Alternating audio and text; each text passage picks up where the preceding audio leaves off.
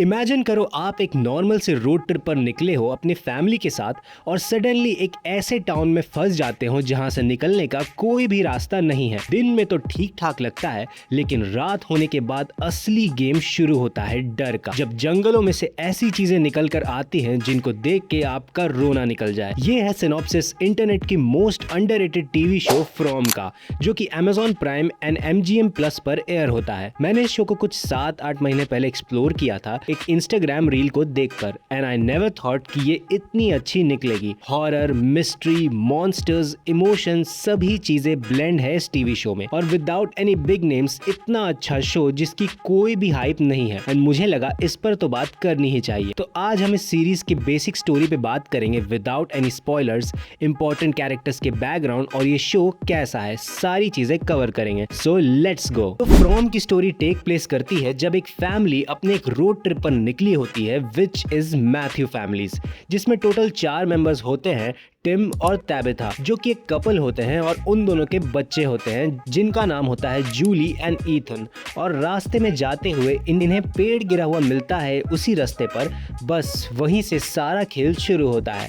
तभी एक ऐसे टाउन में पहुंचते हैं जहां से निकलना नामुमकिन होता है। बेसिकली आप एक बार इस टाउन में जाओ तो आप एक ट्रैक लूप में फंस जाते हो। अगर आप यहाँ से बाहर निकलने की कोशिश भी करोगे तो घूम के वापस इसी टाउन में आ जाओगे, और ये टाउन एकदम नॉर्मल सा होता है जहाँ लोग अपनी नॉर्मल लाइफ जी रहे होते हैं। बट इस टाउन की सबसे दिलचस्प बात ये होती है कि जब शाम ढल के रात होती है, यहाँ के लोग अपने घरों से बाहर नहीं निकलते रात को, क्योंकि रात में यहाँ मॉन्स्टर्स का बसेरा होता है जो कि टाउन में ही घूमते हैं, जो दिखने में तो बिल्कुल इंसानों के जैसे लगेंगे, इवन आपके कोई लव्ड वन जैसे। बट कुछ भी हो जाए, आपको घर से बाहर नहीं निकलना है, वरना ऐसा करने पे जो होगा वो तो सबको पता है। तो इस टाउन के लोगों के पास एक तरह का तावीज होता है जिसे ये लोग टैलिस्मैन कहते हैं, जिसे ये सब अपने घरों के दरवाजे पे लगाते हैं, जिस वजह से ये मॉन्स्टर्स अंदर नहीं आ सकते। तो coming back to the story, तो मैथ्यूज फैमिली यहाँ पे इसी टाउन में फंस जाते हैं और कैसे सर्वाइवल के लिए इसी टाउन का हिस्सा बन जाते हैं, वो बड़ा इंटरेस्टिंग है देखना। अब इसके अलावा कुछ और इम्पोर्टेंट कैरेक्टर्स हैं जिनको जानना बहुत ही ज्यादा जरूरी है, जिसमें सबसे पहला कैरेक्टर है बॉयड का। ये बेसिकली इस टाउन का सेल्फ अपॉइंटेड शेरिफ होता है, एक स्ट्रॉन्ग लीडर,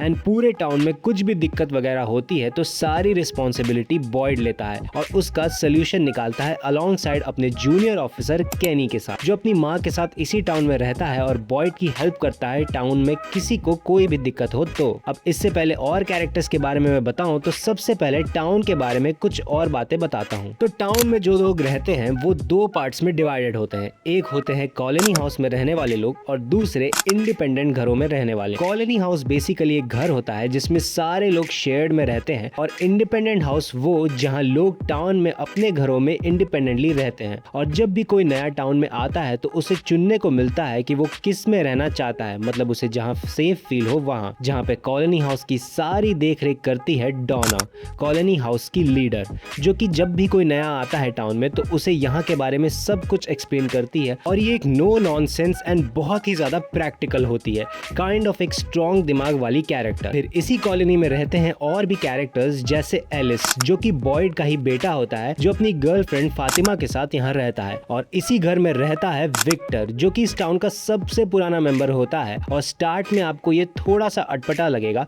बट यही इकलौता होता है जिसे इस टाउन की हर एक चीज के बारे में पता होता है, and he is pretty smart in the show. फिर इसमें और भी कैरेक्टर्स होते हैं जैसे फादर खत्री, जेड, क्रिस्टी, सारा, बट इन कैरेक्टर्स के आर्क को आप तभी समझ सकोगे जब आप इस शो को देखोगे। देखो, मुझे सबसे अच्छी बात फ्रॉम की ये लगती है कि ये शो अपनी कहानी पे तो फोकस करता ही है, बट उससे ज्यादा अपने कैरेक्टर्स पर। इतने सारे कास्ट को हैंडल करना इजी नहीं है, वो भी तब जब सबका एक अलग आर्क हो। हर कैरेक्टर की अपनी एक बैक स्टोरी होती है जिससे धीरे धीरे ये शो एक्सप्लोर करता है। मतलब ये शो उस पजल की तरह है जिसके टुकड़े धीरे धीरे करके जुड़ते हैं हर एक सीजन में। हाँ, इस शो की पेसिंग थोड़ी सी स्लो है, जो कभी कदार थोड़ा फ्रस्ट्रेटिंग होता है। हमें आंसर्स बहुत धीरे धीरे मिलते हैं, बट ट्रस्ट मी, एक बार आप इसकी वर्ल्ड में इंटरेस्टेड हो गए तो मज़ा ही आता है। इसके अब तक 3 सीजन्स आए हैं, जिसमें चौथा सीजन बस एयर हो ही रहा है, जहां हर वीक एक नया एपिसोड हमें देखने को मिलता है, जिसमें आई वुड से कि सीजन 1 वॉज एपिक। फिर सीजन 2 में कुछ और मिस्ट्रीज अनफोल्ड होती है